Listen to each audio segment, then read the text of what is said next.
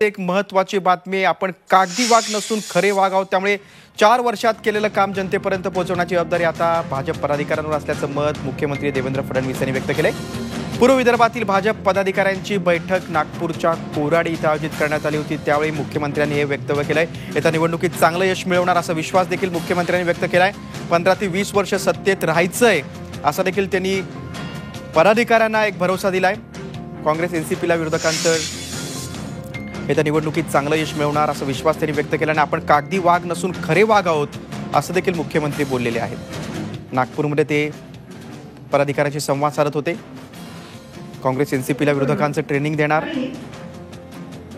असं देखील मुख्यमंत्र्यांनी म्हटलंय। कुठेतरी मुख्यमंत्र्यांनी या भाषणात शिवसेनेला टोला लगावलाय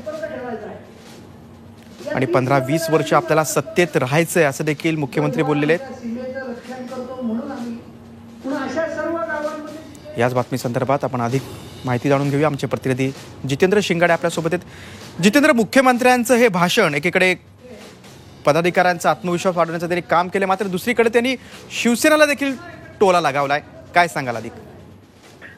नक्कीच गिरीश, कारण आज जो पूर्व विदर्भातील भाजप पदाधिकाऱ्यांचा जो मेळावा आयोजित करण्यात आलेला होता, त्या मेळाव्यामध्ये मुख्यमंत्र्यांनी पुढील वाटचालीसाठी आणि महत्वपूर्ण म्हणजे येणाऱ्या निवडणुकीची कशी वाटचाल असावी, काय रणनीती असावी याचे निर्देश कार्यकर्त्यांना दिले, पदाधिकाऱ्यांना दिले। त्याचबरोबर विरोधकांवरही जोरदार टीका केली। शिवसेनेचा कुठेही उल्लेख न करत आपण कागदी वाघ नाही, आपण we are not the paper tiger, पण आपण रिअल वाघ आहोत, आपण खरे वाघ आहोत आणि याची प्रचिती असू द्या। त्याचबरोबर काँग्रेस राष्ट्रवादी सारखे यांना पुढील 15-20 वर्ष आम्हीच सत्तेत राहू आणि यांना सत्तेपासून दूर करण्याचा पूर्ण यांना विरोधकांचा जो विरोधी आहे त्याचं ट्रेनिंग द्यायचा निर्देश देखील आता मुख्यमंत्र्यांनी दिलेला। अतिशय तडतोड भाषेत हे मुख्यमंत्र्यांचं भाषण झालेलं आहे।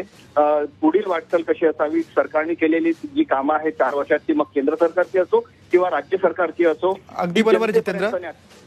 आता शिवसेनेच्या गोटातून मुख्यमंत्र्यांच्या वक्तव्यावर काय प्रतिक्रिया उमटते ते देखील बघणं महत्त्वाचं आहे। तुम्ही दिलेल्या माहितीबद्दल धन्यवाद।